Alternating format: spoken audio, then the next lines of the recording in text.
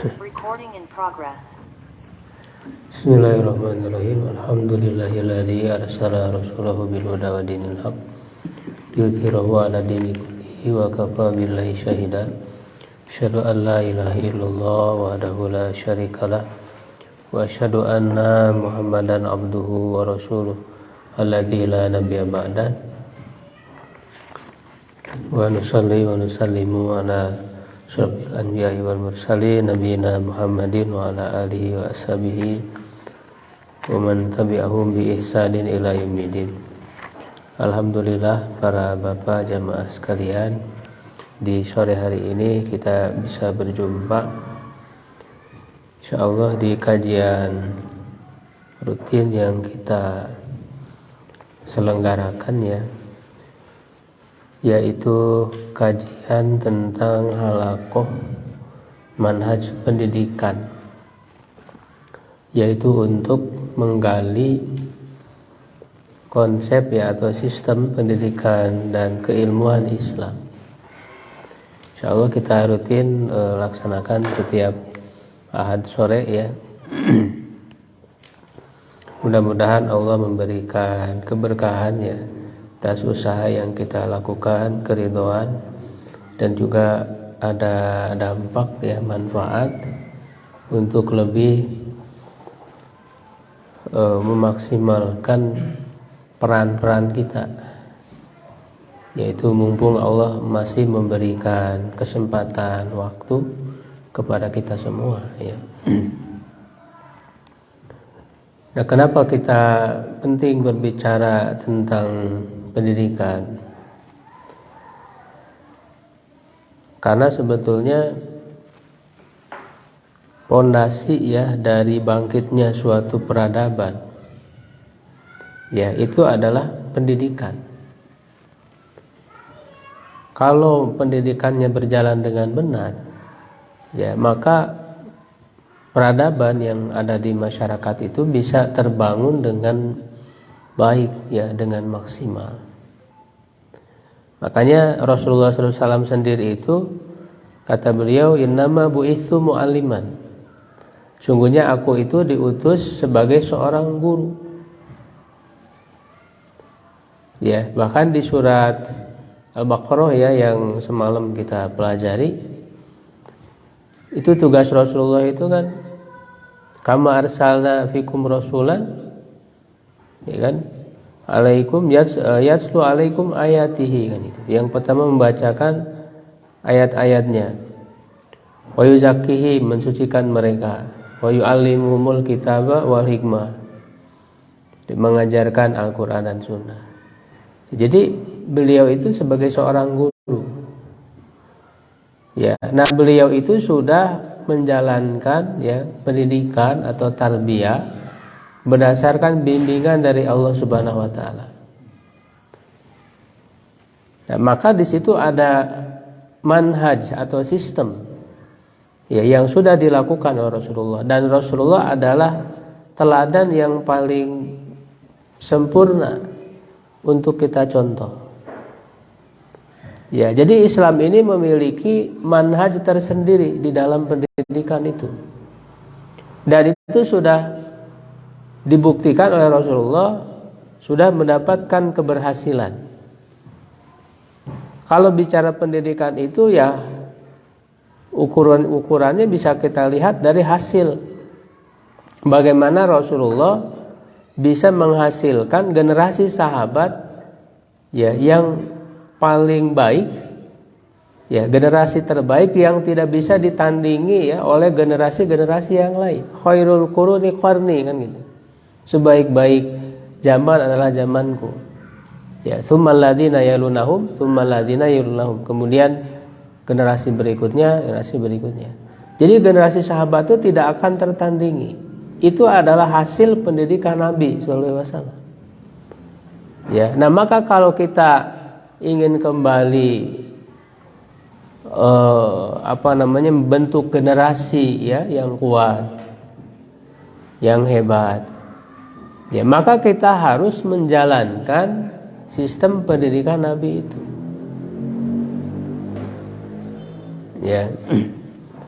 Perkataan Imam Malik kan yang terkenal, lan yusliha akhir hadhil umma illa bima aslaha bihi awalahu atau awalaha. Ya, tidak akan pernah baik akhir dari umat ini kecuali dengan cara bagaimana ya telah membuat baik generasi awalnya. Ya, dengan cara ya, dengan manhaj. Ya, dengan konsep yang sudah dilakukan oleh Nabi Shallallahu Alaihi Wasallam.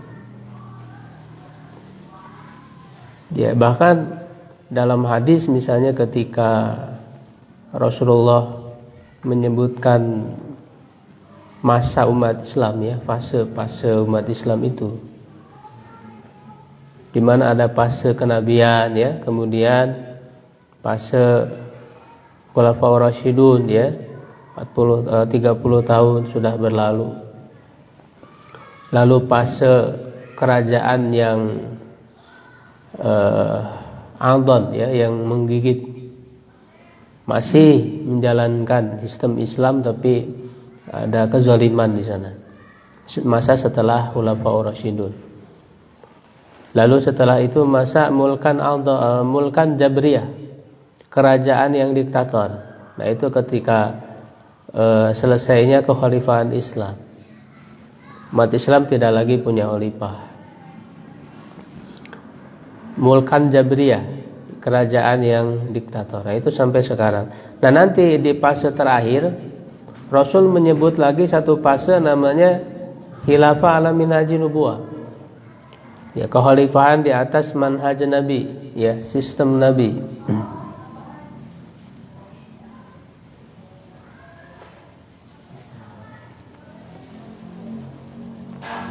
Nah, ternyata penyebutan Nabi di fase terakhir ini sama kan dengan menyebut masa Khulafaur Rasyidun, yaitu kehilafahan di atas manhaj kenabian. Nah, jadi kalau kita ingin mengembalikan kemuliaan Islam, munculnya para pemimpin Islam, ya tidak bisa kita lakukan kecuali ya, dengan menjalankan manhaj nubuwah tadi, sistem kenabian tadi. Nah, di antaranya adalah juga masalah pendidikan yang kita jalankan berdasarkan sistem kenabian. Nah, kalau kita lihat realitas sekarang kan, ya justru ketika orang belajar ilmu pendidikan itu ya lebih mengacu kepada sistem atau konsep-konsep di luar Islam, baik itu konsep barat ataupun yang lainnya. Padahal sebetulnya Islam punya konsep sendiri. Ya. Bukan berarti kita anti kepada yang lain. Karena kalau hal-hal yang bukan prinsip, ya ilmu teknisnya ya untuk keduniaan, ininya sinyalnya kayaknya Pak.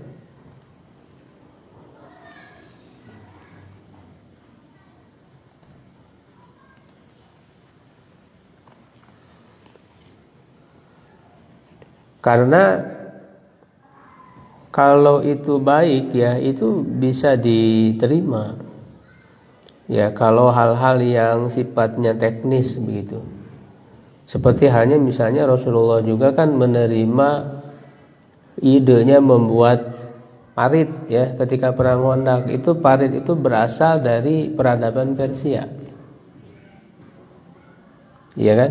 Nah, itu kan dalam masalah teknis seperti itu bisa diterima. Ya, kemudian membuat mimbar itu kan pada asalnya dari peradaban Habasyah. Membuat stempel ketika mengirim surat itu kan diberitahukan mereka itu para raja-raja Romawi tidak akan menerima surat tanpa disestempel. Maka Rasulullah membuat stempel yang bertuliskan Muhammadur Rasulullah. Itu berasal dari peradaban Romawi. Ya. Termasuk juga ilmu, diantaranya ilmu kedokteran yang berkembang saat itu kan berasal dari India juga ya. Ya, jadi kalau hal-hal yang sifatnya teknis bisa kita ambil, tetapi ada prinsip yang harus dipegang. Nah masalahnya kita ketika mengambil konsep dari yang lain, ya itu prinsip-prinsip Islamnya sudah hilang gitu. Prinsip Islamnya luntur. Ya, misalnya dari peradaban Barat ya, di makalah yang sudah saya share.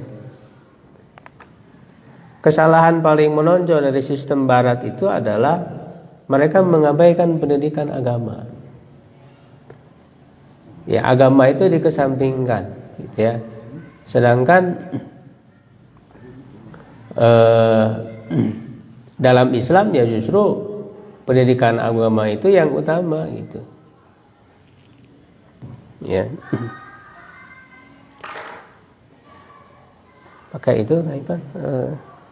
Stand aja dia.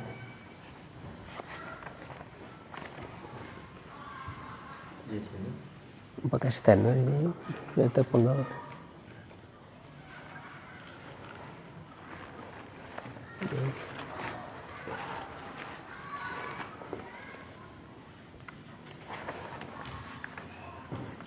Ya, jadi itu kenapa ya alasan kita perlu mengkaji ya sistem pendidikan Islam ini agar bisa kita terapkan, karena pendidikan itu adalah tanggung jawab kita bersama. Jadi yang namanya mendidik generasi ya, terutama mendidik anak. Bahkan manusia itu sendiri kan dalam seluruh kehidupannya tidak lepas dari pendidikan, bahkan sampai akhir hayat ya terus dia mendidik dirinya. Di antaranya dengan terus kita mengadakan kajian seperti ini, bagian untuk mendidik diri kita kan. Ya, mendidik anak misalnya, itu kan bukan hanya kewajiban guru saja. Bahkan tanggung jawab utama itu ada pada orang tua. Ya, Rasul kan menyebutkan kullu mauludin yuladu alal fitrah. Setiap anak itu dilahirkan di atas fitrah. Ya, fa'abawahu, maka kedua orang tuanya lah ya yang meyahudikan, yang menasranikan gitu. Jadi kedua orang tua tanggung jawab, sehingga orang tua pun harus paham konsep pendidikan Islam seperti apa. Jadi orang tua harus paham, kemudian guru juga harus paham, sejalan. Ya, selain itu masyarakat secara umum juga punya tanggung jawab. Karena kan anak itu dia tidak hanya di rumah bersama orang tuanya, kemudian di sekolah bersama gurunya. Nah, dia juga akan ke tempat yang lain, di jalan gitu ya, tempat-tempat umum. Nah, sehingga di situ ada peran masyarakat dan terutama peran negara. Punya kewajiban bagaimana menjaga lingkungan. Ya, itu adalah kondusif untuk menjaga pendidikan anak, menjaga akhlak ya dan sebagainya. Sehingga kita semua perlu, baik itu sebagai guru, pendidik, sebagai orang tua, sebagai ayah, ya, sebagai ibu, sebagai kakek, sebagai nenek, semua tanggung jawab kita semua. Makanya kan setiap kalian itu adalah pemimpin. Ya, kullukum ra'in wa kullukum mas'ulun an ra'iyatihi. Ya, setiap kalian akan dimintai pertanggungjawaban atas kepemimpinan. Masing-masing tanggung jawabnya itu akan diminta. Jangan sampai ketika anak disekolahkan, dipesantrenkan, merasa sudah lepas tanggung jawab. Padahal tetap tanggung jawab utama itu ada pada orang tua. Nah, jadi coba kita mengkaji bagaimana sebetulnya sistem ya pendidikan dalam Islam. Nah, kalau dari segi jenjang misalnya, ya itu sudah dibahas ya oleh para ulama Di antaranya misalnya oleh Syekh Muhammad Thahir bin Asyur ya, dalam kitab beliau Alaisa subhu biqarib, bukankah subuh itu dekat. Ini berisi tentang menjelaskan ya bagaimana pendidikan Islam. Itu kata beliau, jenjang dalam pendidikan Islam itu ada dua ya. Yang pertama adalah jenjang dasar ya, ibtidai. Nah, yang kedua setelah jenjang dasar itu. Ya. Setelah jenjang dasar. Nah, kalau setelah jenjang dasar itu tidak ada batasnya. Makanya dia bisa setingkat dengan SMP, SMA, perguruan tinggi. Ya, itu jenjang di atas jenjang dasar. Kalau jenjang dasar itu sebetulnya fokus pendidikannya ya adalah menanamkan akidah, akhlak. Ya, nanti ada rinciannya ya, ada 10 ya yang kita ajarkan nih di dalam jenjang dasar itu. Intinya fokus kepada menanamkan iman dan akhlak. Ya, termasuk ibadah ya. Fokusnya ke situ.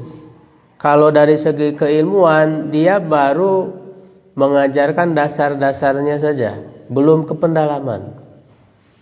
Makanya yang paling utama adalah bagaimana ya mendidik hatinya dulu, jiwanya dulu kan itu. Nah, baru nanti di jenjang setelah jenjang dasar ya itu fokus kepada pendalaman keilmuan.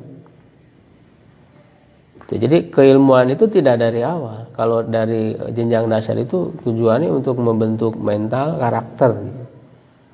Sehingga ketika mereka masuk di jenjang berikutnya itu sudah siap mental mereka itu.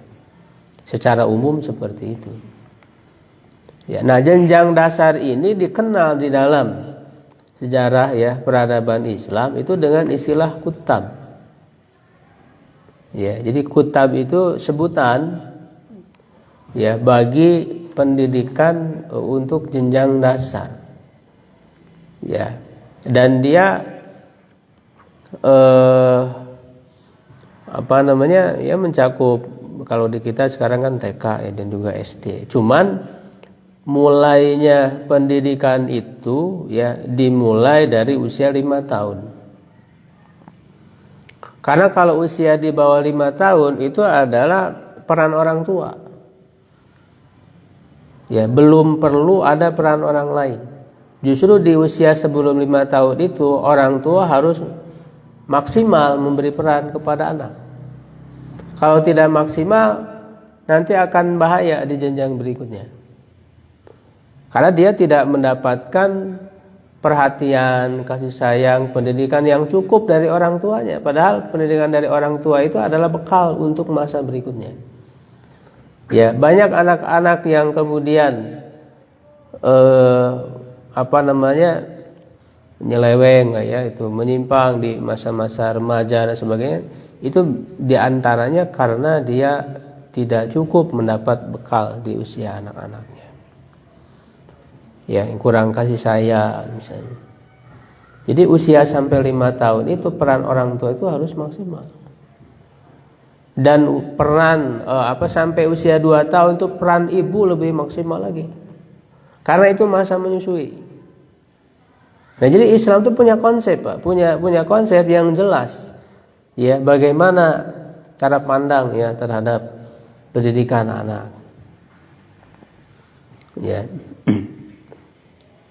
Jadi usia 5 tahun, nah ini itu diambil dari hadis Nabi SAW, bahkan di dalam Sahih Bukhari itu kan ada judul, ya, ada satu judul. Kaifa yasihus sama usogir di kitab ilmu. Ya, bagaimana ya dianggap sahnya seorang anak kecil mendengar hadis. Ya. Nah, itu kan disebutkan di dalam riwayatnya yaitu usia 5 tahun. Jadi usia 5 tahun itu usia sekolah, dia bisa belajar di luar. Sebelum 5 tahun itu adalah peran orang tua. Ada yang sekarang di kita di bawah 5 tahun juga udah anak dititipkan kemana gitu. Peran orang tuanya itu tidak maksimal. Akhirnya nanti ada luka pengasuhan istilahnya kalau zaman sekarang. Ada luka pengasuhan di anak itu. Kurang kasih sayang. Ya, padahal Islam itu sudah memberikan rambu-rambu seperti itu. Ya. Nah itu jadi disebutnya itu jenjang kutab ya. Nah kalau jenjang setelah kutab itu tadi luas, tidak ada batasnya, bahkan orang mau belajar terus sampai akhir hayat nggak pernah berhenti. Bahkan para ulama itu kan belajar terus ya sampai akhir hayat. Butuh waktu yang panjang kata Imam Syafi'i itu kan. Di antara syarat orang belajar ilmu itu ya tulul zaman gitu. Butuh waktu yang panjang untuk memperdalam ilmu terus gitu ya. Pak Imran kan sudah usia berapa 75 ya, tapi terus gitu nggak pernah berhenti.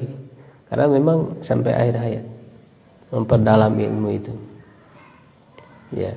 Nah kalau jenjangnya itu dulu disebut dengan istilah madrasah. Jadi jenjang madrasah. Jenjang madrasah itu setelah jenjang kutab itu. Ya itu sebagaimana disebut misalnya oleh Syekh Mustafa As-Sibai ya dalam kitab Min Ra'i Hadaratina itu ya. Para ulama juga menceritakan dulu mereka waktu kecil itu belajarnya di kutab. Misalnya perkataan Imam Syafi'i ya.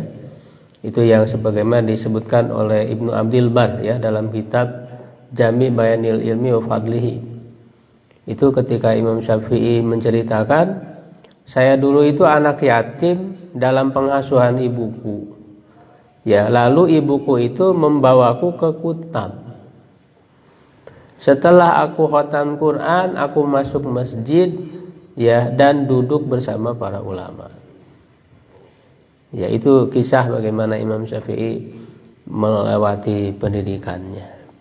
Ya, jadi memang di kutab itu rata-rata dulu ya khatam Quran, itu hafal Quran. Bukan khatam baca ya, tapi khatam hafal. Ya, bahkan ada yang lebih dini lagi kan 7 tahun Syafi'i itu. Ada rata-rata para ulama 10 tahun sudah hafal Quran. Tapi itu diceritakan oleh para ahli pendidikan Islam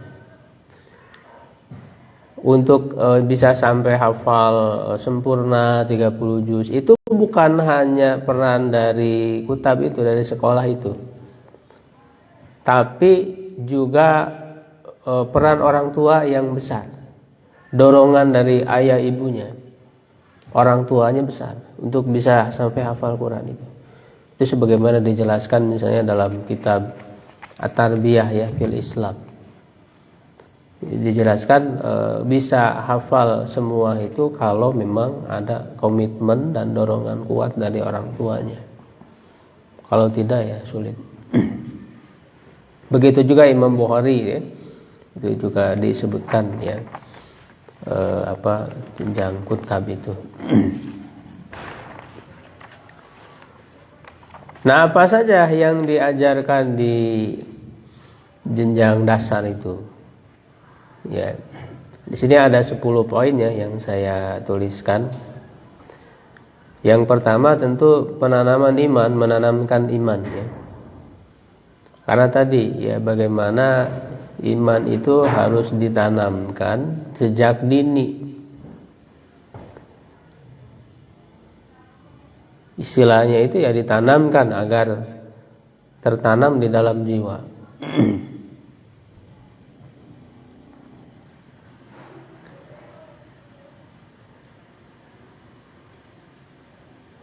Nah nanti kita bahas ya metodenya ya, metode menanamkan itu seperti apa, caranya bagaimana.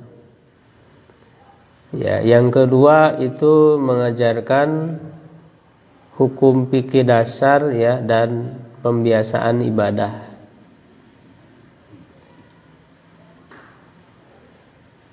Ya, jadi fikih dasarnya si anak sudah tahu. Ya, ada pembiasaan ibadah. Jadi mengajarkannya melalui pembiasaan. Kan tujuan pendidikan dasar itu tujuannya adalah untuk menyiapkan masa balik. Jadi artinya pendidikan dasar kan sebelum balik. Tadi 5 tahun kan belum balik. Balik itu berapa usianya rata-rata? 15 kan? Nah, jadi bahkan kan bagi orang tua kan sebelum dari 5 tahun itu kan sudah mulai. Bahkan ketika masih di perut ibunya bacakan Quran, ada harapan-harapan baik kepada anak. Seperti halnya ibunya Maryam ya. Dia kan punya harapan baik. Ini nadartu ma fid batni muharraron gitu. Ya, aku nadarkan yang ada dalam perutku ini menjadi muharraron.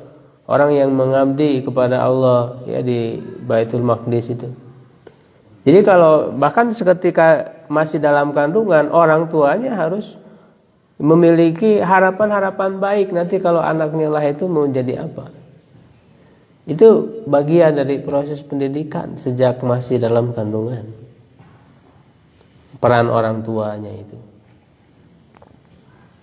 Ya. Nah, sehingga nanti di usia balik itu sudah siap memikul beban syariat. Tidak lagi sulit disuruh sholat gitu. Jadi kalau misalnya orang tua ketika anaknya balik baru disuruh sholat itu udah terlambat, akan sulit. Jadi perlu disiapkan. Nah, jadi pendidikan dasar dalam Islam itu tujuannya menyiapkan masa balik. Siap ya, dari akidahnya tadi sudah kuat tertanam di dalam dirinya. Lalu ibadah sholatnya dia sudah bisa,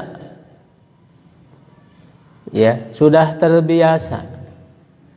Makanya kan jelas Rasulullah menyampaikan sangat jelas ya. Itu alimu auladakum as-sholat gitu ya. Atau muru auladakum as-sholat, perintahkan anak-anak kalian sholat wahum abna'u sab'i sinin, waktu mereka usia 7 tahun. Ya, wadribuhum 'alaiha wahum abna'u asyri sinin, dan pukul mereka kalau tidak mau melakukan sholat pada usia mereka 10 tahun. Ya, kenapa usia 7 tahun diperintah? Kalau yang sebelum 7 tahun itu bahasanya tidak merintah, tapi mengkondisikan, memberi contoh teladan, belum kepada perintah. Nah, itu kan oleh para ulama itu sebetulnya sudah dikaji.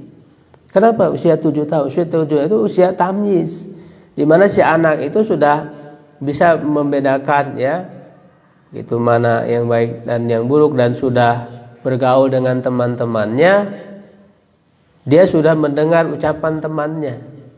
Jadi ucapan orang tua itu bisa jadi sejajar dengan ucapan temannya, sehingga orang tua harus nyuruh orang tua kepada anaknya, menyuruh sholat sejak usia 7 tahun, dan itu belum balik 7 tahun itu. Usia 10 tahun kalau belum mau sholat boleh dipukul, tapi dengan pukulan yang mendidik, bukan melampiaskan emosi. Ya kan? Ada pukulan, tapi pukulan yang tidak melukai gitu. Dan pukulan itu, hukuman itu obat terakhir gitu. Kalau si anak udah nggak bisa nerima nasihat, teguran gitu, obat terakhir itu. Yang namanya obat kan harus sesuai dosis. Kalau dosisnya salah itu bahaya, bukannya menyembuhkan, justru malah jadi penyakit. Nah, begitu juga hukuman.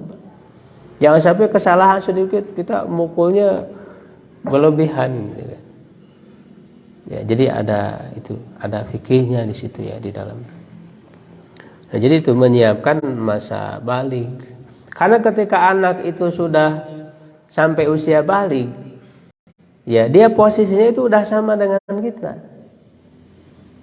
Karena sama-sama bertanggungjawabkan amalan sendiri di hadapan Allah. Amal solehnya sudah dicatat, dosanya udah dia terima tanggung sendiri kan gitu. Sudah sejajar dengan kita. Ketika sudah masuk usia balik. Makanya ketika anak sudah masuk usia balik, kita harus memperlakukan mereka sebagai orang dewasa. Jangan diperlakukan seperti anak-anak, masih anak-anak. Nah itu kan tidak mau mereka. Ya. Itu tadi yang kedua hukum fikih ya, dasar pembiasaan ibadah. Yang ketiga pembiasaan adab, akhlak. Karena adab, akhlak itu perlu dibiasakan, tidak instan pengajarannya. Tidak sekali dikasih materi selesai, tidak, butuh pembiasaan, tiap hari dibiasakan adab-adab itu kan. Bagaimana adab ketika di masjid, adab pada orang tua gitu kan, adab di majelis ilmu, adab kepada tetangga, kepada orang yang lebih tua, itu perlu terus ya dibiasakan, dikontrol, ya, diarahkan. Kenapa anak-anak sekarang kok adabnya kok nggak ini gitu ya, dari bahasanya kan gitu, ke orang tua juga, ke orang yang lebih tua ya tidak hormat. Ya karena memang tidak dididik, tidak diajarkan gitu. Padahal Islam itu sangat memperhatikan masalah itu. Ya. Jadi orang Islam ataupun sekolah, misalnya sekolah Islam, tapi kok tidak dilaksanakan pendidikan Islamnya itu. Ya berarti ini menunjukkan tadi pendidikan dasar itu orientasinya belum ke akal, belum ke kognitif. Nah sayangnya di kita sekarang pendidikan kita itu kan orientasinya kognitif semua. Berbagai materi pelajaran diajarkan begitu. Disuruh paham, bahkan yang sebetulnya materi pelajaran buat SMA pun diajarkan ke SD kan. Terlalu terburu-buru. Ya, padahal adab dulu karakter. Karena nanti kalau karakter sudah terbentuk pada diri anak, masuk ke jenjang berikutnya, dia akan sangat mudah untuk mempelajari ilmu. Ya, sudah akan mudah mempelajari ilmu, bisa mendalami ilmu, itu sangat mudah karena sudah punya fondasi. Jadi si anak itu jadi sudah tertanam semangat belajar, minat belajar gitu ya. Melalui pendidikan adab tadi, karakter tadi itu. Ya. Ketika di jenjang berikutnya itu udah enggak susah lagi. Jadi untuk apa sekarang dari dasar sudah dicekoki dengan berbagai materi pelajaran, sedangkan anaknya belum siap gitu menerimanya. Itu enggak ada manfaatnya kan, sia-sia. Ya. Jadi yang namanya mengajarkan ilmu itu kan harus dilihat efektivitasnya. Bukan hanya rutinitas yang akhirnya menjadi formalitas saja gitu. Ya kan, mengajar itu jadi formalitas saja. Yang penting ngisi absen gitu, pulang. Ya. Tidak dievaluasi apakah murid itu sudah menyerap ilmu yang disampaikan atau tidak. Jadi dalam Islam itu sangat memperhatikan efektivitas dalam belajar. Karena waktu itu adalah suatu yang sangat mahal, yang tidak boleh disia-siakan. Nah, jadi dalam pendidikan Islam tidak boleh ada kesia-siaan di situ. Bahkan sifat orang-orang yang beruntung itu di surat Al-Mu'minun ya, qad aflahal mu'minun gitu ya, alladzina hum salatihim khusyu'un, dan seterusnya itu waladzina hum anil lagwi mu'ridun. Dan orang-orang yang menghindarkan diri dari yang sia-sia. Bahkan termasuk kebaikan Islam itu, kata Rasulullah, meninggalkan yang tidak bermanfaat. Min husni islamil mar'i tarkuhu ma la ya'ni. Ya, jangan sampai anak-anak itu diajarkan dengan hal-hal yang sia-sia, yang tidak ada manfaat. Termasuk tadi memperhatikan efektivitas dalam pembelajaran. Ya, kadang kan misalnya dari sejak kecil itu misalnya udah belajar matematika terus gitu kan, sampai matematika yang rumit gitu. Padahal kan nanti juga di sini ada diajarkan calistung ya, membaca, menulis, menghitung. Artinya yang praktis yang dibutuhkan dulu gitu. Ya kan, belum kepada yang rumit. Ya, yang itu sebetulnya tidak dibutuhkan dalam kehidupan. Kan sebetulnya belajar ilmu itu adalah bagaimana ilmu itu bermanfaat dalam kehidupan. Kan kebanyakan ilmu yang dipelajari di sekolah dalam kehidupan nggak dipraktekkan, nggak dipakai kan gitu. Akhirnya menjadi sia-sia. Sedangkan dalam Islam itu prinsipnya mencari ilmu itu harus bermanfaat. Makanya kan doa kita Robbi zidni ilma. Berikan tambah ilmu yang bermanfaat. Jadi yang dasar dulu gitu, itu cukup, bisa menghitung. Nanti buat muamalah kan jual beli dan sebagainya itu bisa. Tapi kalau udah teori-teori yang udah tinggi itu bukan buat mereka. Itu kan nanti buat spesialis, orang-orang yang memang ke spesialis itu gitu kan. Ya. Nah, misalnya ada seorang sahabat yang disuruh oleh Nabi untuk mempelajari bahasa Ibrani. Itu Zaid bin Sabit. Ya, usianya masih muda, remaja. Jadi kata Nabi, ya pelajari ya bahasa Ibrani agar aku mudah untuk surat menyurat dengan orang Yahudi. Ya, orang Yahudi kan bahasanya Ibrani. Nah, ternyata Zaid bin Sabit itu hanya dalam waktu 16 hari bisa menguasai bahasa Ibrani. Jadi soal belajar ilmu, ya kan, itu kan sebetulnya soal tadi kesiapan mental, karakter yang sudah terbentuk. Ya. Padahal bahasa Ibrani itu tulisannya itu sangat jauh berbeda dengan bahasa Arab. Dengan tulisan Arab. Ya, kalau di kita belajar bahasa Inggris dari mulai SD terus sampai perguruan tinggi tapi nggak bisa-bisa. Begitu kan? Padahal Zaid bin Sabit belajar bahasa Ibrani, kalau bahasa Inggris kan masih sama huruf-hurufnya dengan bahasa Indonesia gitu kan. Ya. Tapi kenapa Zaid bin Sabit bisa melakukan itu? Sebagai contoh, karena tadi sudah tertanam karakter imannya ketika disuruh oleh Rasul itu sudah kuat iman dia kepada Rasul. Ini yang nyuruh Rasul gitu. Dia bersemangat dalam belajar, hanya dalam waktu singkat bisa menguasai. Nah, jadi persoalan ilmu itu tadi harus tertanam dulu karakter. Makanya fokus pendidikan dasar menanamkan karakter itu. Iya. Akidahnya kuat, karena dorongan paling besar bagi manusia itu akidah, iman. Sesuatu yang orang bayangkan mustahil itu tidak ada yang mustahil kalau orang itu kuat dorongan imannya itu. Kita bisa membaca sejarah Islam, makanya kenapa mereka sangat unggul dalam peradaban, dorongannya iman. Nah, iman itu sudah dididik di usia dasar itu. Ya, kemudian yang keempat talaki ya, hafalan Quran, qiraah dan kitabah ya. Baca tulis. Karena kan perintah pertama iqra gitu kan. Hafalan hadis, jadi hafalan Quran, hafalan hadis. Ya, sirah Nabi dan kisah-kisah.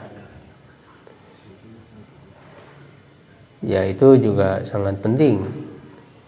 Kisah-kisahnya di Quran itu 1/3 kisah. Ini metode pendidikan yang sangat berpengaruh, ya, yang sangat penting dalam pendidikan. Lalu bahasa Arab dasar. Ya, jadi si anak itu harus didasari bahasa Arab karena dia nanti kan mau memperdalam ilmu, yang ilmu-ilmu Islam itu kan sumbernya bahasa Arab. Gitu. Jadi harus jadi prioritas. Karena dia punya bekal. Walaupun nanti dia mau jadi apapun ya, kalau yang dasarnya dia tahu lah, jangan sama sekali blank gitu. Walaupun dia tidak akan lebih memperdalami lagi ilmu-ilmu agama setelah itu, misalnya dia mau jadi apa gitu ya di bidang-bidang lain, tetap yang dasar itu harus punya. Karena kebutuhan dia sholat pakai bahasa Arab, masa nggak paham gitu yang dia baca ketika baca Quran gitu, dan sebagainya. Ya, jadi mau jadi apapun anak itu tetap dasar-dasarnya harus disampaikan. Ya, makanya dan menghafal Quran juga itu juga standar. Karena dulu para ahli di bidang ilmu apapun dalam peradaban Islam itu mereka hafal Quran. Ya, Ibnu Khaldun misalnya ahli ilmu sosial, dia hafal Quran. Jadi hafal Quran itu standar.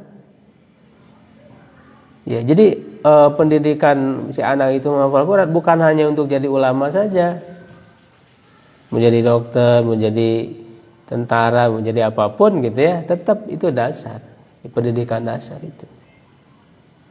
Ya, ini kan di kita kadang masih jenjang usia dasar itu udah dispesialisasi gitu kan, udah fokus di situ. Padahal materi dasar ini yang penting. Kalau calistung ya, membaca, tulis, hitung. Lalu olahraga ya, itu juga ada ya, untuk mengolah fisik. Karena pendidikan Islam itu lengkap, memberikan porsi pendidikan yang lengkap pada 3 unsur yang ada dalam diri manusia. Manusia itu punya 3 unsur. Itu unsur hati ya, atau jiwa, akal, dan fisik. Lengkap di Islam itu. Tidak mengesampingkan salah satunya. Karena kalau tidak lengkap, tidak seimbang, itu akan terjadi ketimpangan. Ya, ada orang yang misalnya lebih memfokuskan hati batin terus gitu ya, tidak terlalu perhatian kepada pendidikan fisik, amalan-amalan. Fikih itu kan sebetulnya kan berkaitan dengan fisik, hukum-hukum amalan ya, fikih itu kan. Itu ada sekelompok orang ya, atau kelompok orang yang fokusnya ke batin, aliran kebatinan. Ya, dia nggak peduli dengan urusan dunia gitu. Akhirnya timpang, dia hanya urusan hati saja. Dia amalnya tidak diperhatikan. Itu keduniaannya bagaimana? Dia kan punya manusia itu diberikan tugas di dunia untuk memakmurkan bumi. Bagaimana cara memakmurkan bumi ini kalau tidak dibekali ilmu-ilmu yang bersifat fisik tadi? Akhirnya kepemimpinan diambil oleh orang-orang kafir, orang-orang zalim. Ini yang aliran kebatinannya fokus saja dia zikir gitu sendiri. Padahal Islam tidak seperti itu kan. Ada yang hanya fisik saja. Tentara misalnya kan, tentaraan hanya mengolah fisik saja. Tapi kalau jiwanya, batinnya, hatinya tidak ditanam dengan akidah, dengan iman, itu akan terjadi kekacauan. Begitu juga kalau hanya akal saja. Orang kemudian pintar tapi kemudian ya malah ingkar ya kepada Allah. Makanya Islam itu lengkap. Termasuk olahraga dilatih sejak dini itu diberikan.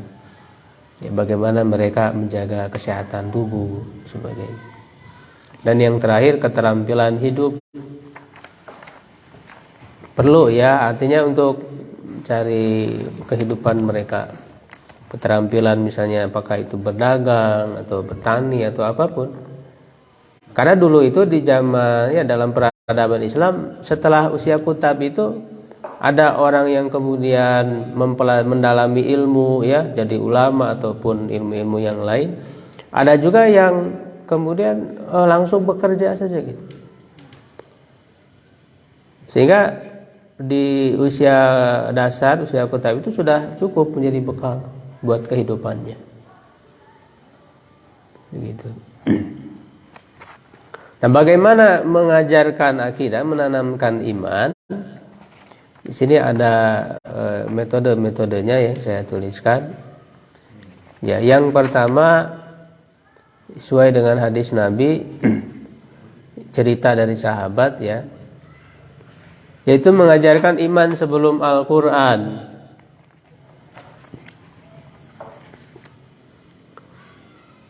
Ya, artinya sebelum anak itu tadi ya punya keterampilan terhadap Al-Quran. Misalnya sebelum dia hafal banyak ayat Quran, surat Quran, dia bisa membacanya, bisa menulis, atau bahkan bisa jadi memahami isinya gitu ya. Sebelum itu semua harus tertanam dulu imannya. Ya, harus tertanam dulu iman, ya akidah, gitu ya. Sehingga nanti keterampilan dia terhadap Quran itu akan bermanfaat. Kalau tidak, walaupun anak belajar Quran, ya nanti dampaknya malah negatif. Motivasi menghafal Qurannya bisa salah.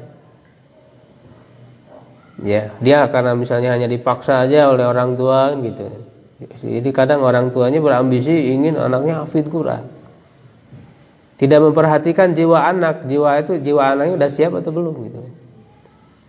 Untuk menerima itu, menjalani itu. Jadi seakan dipaksa, ini si anak jadi stres. Nah, tidak ada manfaatnya. Ya kan? Kemudian juga nanti tujuannya hanya untuk bisa lomba gitu, bisa menang, dapat hadiah dan sebagainya. Ya, menjadi juara-juara yang dibanggakan. Nah, itu salah motivasi. Karena tadi imannya tidak ditanamkan dulu. Kalau orang imannya sudah tertanam, nanti dia tetap tujuannya hanya Allah saja gitu. Tidak tergiur itu dengan prestasi-prestasi itu. Tadi kita kan di pendidikan kita anak itu memang didorong berprestasi, mengharumkan gitu ya, nama sekolah, nama keluarga dan sebagainya. Kalau itu tidak di pondasinya bukan karena iman, itu bisa salah nanti karakternya. Karena orang-orang yang berambisi ingin berprestasi itu kalau tidak dilandasi dengan iman, ya itu akan menimbulkan sikap-sikap yang negatif. Misalnya dia itu egois, ya kan, tidak peduli kepada orang lain, yang penting dia yang berprestasi kan begitu. Bahkan bisa jadi menghalalkan segala cara agar dia menang. Kan begitu, banyak yang terjadi seperti itu. Karena tadi tidak ditanamkan dulu iman, tujuan kita ya belajar berprestasi itu apa. Makanya ini jelas ya di beberapa hadis diceritakan oleh Jundub bin Abdullah, Hudzaifah bin Al-Yaman, Ibnu Umar, Aisyah sendiri. Mereka mengatakan dulu kami itu diajari iman sebelum diajari Quran. Sebelum kami menguasai Quran, menghafal, kami itu diajari iman dulu. Untuk mengenal Allah. Ya. Dan nanti bagaimana ya iman itu diajarkan. Jadi maksudnya hati si anak itu ya selalu mengenal Allah, selalu mengingat, merasa diawasi oleh Allah. Dia sadar akan penciptanya gitu. Itu dulu. Perasaan itu harus muncul ya, tertanam dulu dalam diri anak. Sehingga nanti aktivitas berikutnya itu ya akan ada nilainya. Makanya ketika kami sudah diajari iman, lalu kami belajar Quran, maka bertambahlah iman kami. Gitu kan. Nambah lagi imannya ketika belajar Quran. Belajar apapun nanti terus nambah iman. Nah ini kan mereka mengkritik generasi tabi'in yang salah tahapan. Mereka belajar Quran dulu, imannya belum ditanamkan. Sehingga kata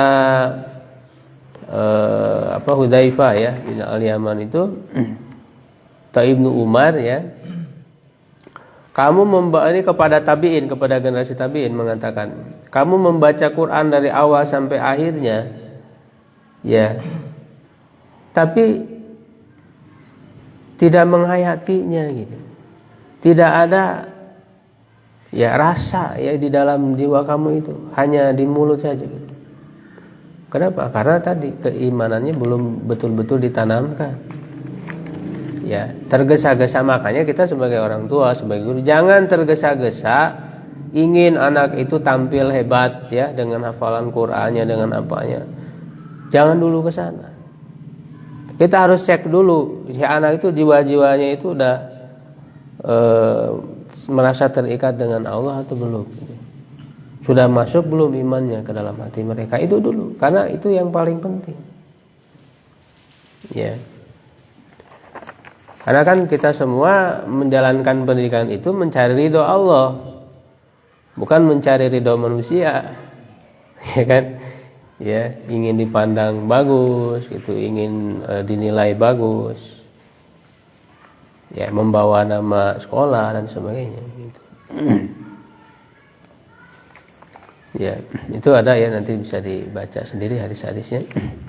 Tadabur Quran. Nah, cara mengajarkan akidah itu ya tadi bukan dengan cara kognitif. Jadi kita kan ngajarin iman akidah kognitif, sudah hafalin, tulis, sudah selesai. Nggak ada bekasnya itu. Tapi coba melalui Al-Quran, melalui hadis, dijelaskan oleh gurunya dengan bahasa yang dipahami